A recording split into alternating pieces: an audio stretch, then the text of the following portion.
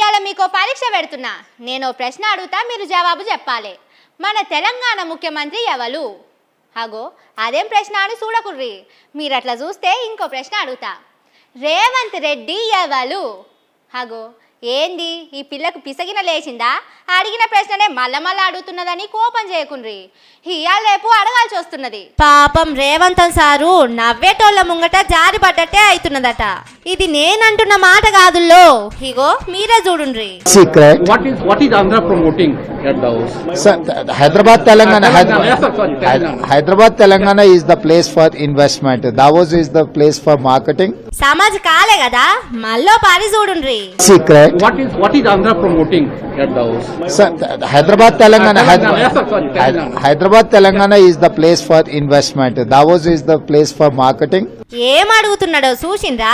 What is Andhra promoting అని అడుగుతున్నాడు reporter. అంటే ఆంధ్ర నుంచి వచ్చిండ్రు కదా, కంపెనీలు మీ తానికి వచ్చటానికి ఇక్కడ ఏమని పబ్లిసిటీ చేసుకున్నారని అడిగిండు. సారేమో తెలంగాణ ముఖ్యమంత్రి ఆయే, ఈయననేమో ఆంధ్ర గురించి అడుగుడేంది చెప్పుండ్రి. దావోస్ లా చంద్రాలు సార్ ఎంబడి తిరుగుతున్నాడు కదా, ఆంధ్రకెళ్ళి వచ్చిన మంత్రిగినా కావచ్చు అనుకున్నాడో ఏమో పాపం. కానీ రేవంత్ సార్కు ఈ నడుమ ఏం మంచితనం అయితలేదుల్లా. ఏడికి పోయినా ఇట్లనే అవుతున్నది. అప్పట్లో అల్లు అర్జున్ కూడా సారు పేరు మర్చిపాయే. అటెనక తెలుగు సభలకు పోతే అక్కడ అదే అయింది. లాస్ట్ కు మన్మోహన్ సింగ్ సారోళ్ళ బిడ్డ కూడా గుర్తుపట్టలేదట. అసెంబ్లీలో సారే చెప్పుకున్నాడు.